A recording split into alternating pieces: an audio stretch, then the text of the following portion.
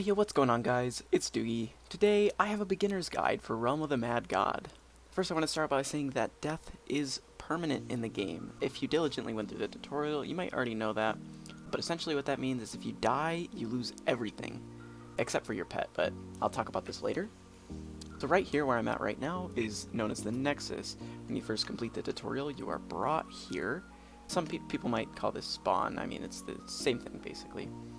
This is where you'll return if you die or if you Nexus by using the Nexus key, which by default is R on your keyboard.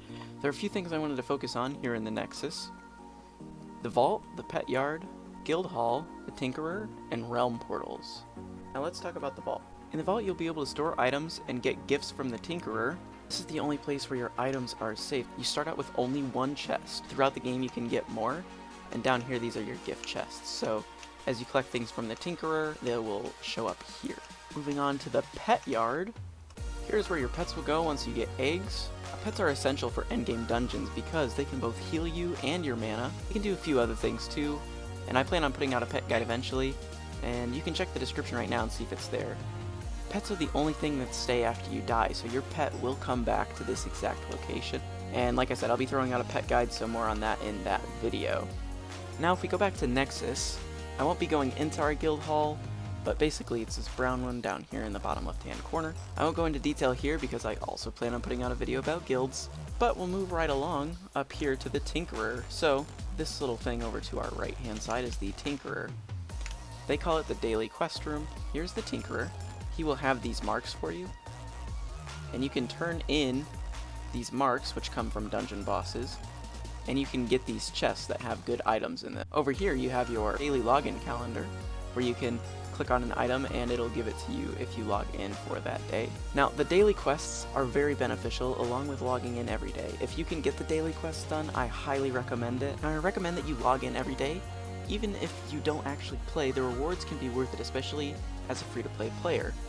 If you get 5 of these character slot coupons, or 5 of these chest coupons, you can get another chest or character slot. Other people have to pay money for that. Let's go back to Nexus and I'll move on to the Realm Portal. The Realm Portals are up here. As you can see, there's Skeleton and Ogre. They close, they open. I'll talk about clearing a realm in another video. Realm Portals are how you fight monsters. Before we fight some things though, let me go over the equipment, loot, and goals of the game. So over on the right hand side, you have 4 places you can equip something. Starting at the far left, you have your weapon slot. There are 6 types of weapons that are possible to have. These are shared among a few classes. So the 6 weapon types are daggers, bows, staves, wands, swords, and katanas. Daggers belong to rogues, assassins, and tricksters. Bows belong to archers and huntresses. Staves belong to wizards, necromancers, and mystics. Wands belong to priests and sorcerers. Swords belong to warriors, knights, and paladins. And katanas belong to ninjas and samurais. Moving one to the right, you have your ability. Each character has its own ability that makes each one unique. I won't talk too much about each ability in this video, but I will make a character guide for each character in the future, so be on the lookout for that. Moving on to the third slot, you have your armor. Now there are 3 different types of armor shared among multiple classes. There's leather armor, robes, and heavy armor. Leather armor works on rogue, archer, assassin, huntress, trickster, and ninja. Robes work on wizard, priest, necro, mystic, and sorks. Heavy armor works on warrior, knight, pally, and sammies. Lastly, all the way to the right, you have rings. Now the cool thing about rings is they go on every character. Any character can wear any ring. The reason why equipment is so important is because they can change your stats positively and sometimes even negatively. Like this armor makes you shoot slower but gives you much higher defense than normal armors. Next I'll be talking about where to get these items. Now all these items are considered loot, and loot comes from just about every enemy and is dropped in a variety of different colored bags. You have the brown bag, the pink bag, the purple bag, the egg bag, the gold bag, the cyan bag, the blue bag, the orange bag, the red bag, and the white bag. Now I know these seems like a lot of different colors, but they get easier as you go through the game and kind of see what they are, but I'm going to go over what is in each of them. Now a quick side note, brown and pink bags are the only two that every player can take from. Now with that out of the way, let's move on to the loot that's in each of the bags. So brown bags have health and mana potions only. Pink bags have low tiered loot, and this is where you get your first few items. Purple, aka P bags, have mid tier loot. This is where you get your next step up. Egg bags have pets and are pretty uncommon, so if you ever stumble upon an egg bag, I really recommend you pick up the pet out of it. That is how you progress through the game. Gold bags are very uncommon, as they hold treasures, tokens, keys, skins, and feed items. These are so rare to get any of these, so if you see a gold bag, definitely go for it. Scion bags have slightly higher tier items. This is your next step up from P bags. Next you have the blue bags. These have stat potions, and I will tell you what stat potions do in a bit, but just remember that blue bags are very important. Orange bags have set tier items, also known as set items or ST items. These are super great. They do a lot of variety of different things and sometimes can give you a stat bonus for wearing more than one piece. Red bags have the highest tiered loot, and this is what you want to really shoot for when you get to those endgame dungeons, is getting these red bags. But finally, we have what every player strives to get, the white bag. This has untiered items, and it's very rare and normally has some of the best items in the game. Now let me talk about progressing. So to start the game, you're level 0. So first and foremost, you gotta make your way up to those realm portals and fight monsters to get to level 20. This is technically the max base level you can get, but once you get to level 20, you will need to start collecting fame. Fame is basically just your level after you've hit 20, and you gain it the same way, by killing monsters.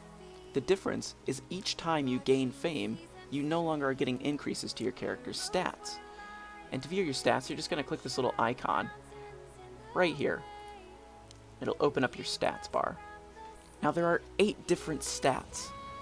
Health points, mana points, attack, defense, speed, dexterity, vitality, and wisdom.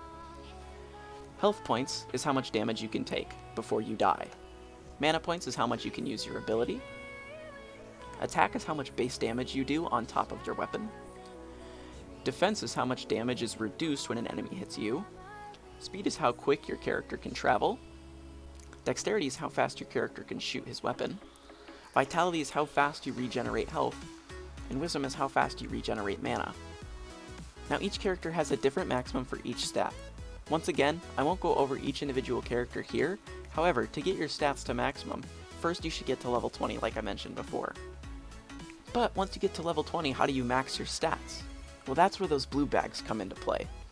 Like I said earlier, these blue bags drop stat increasing potions that can increase your stats by 1 each time you drink them, by shift clicking or double clicking on them.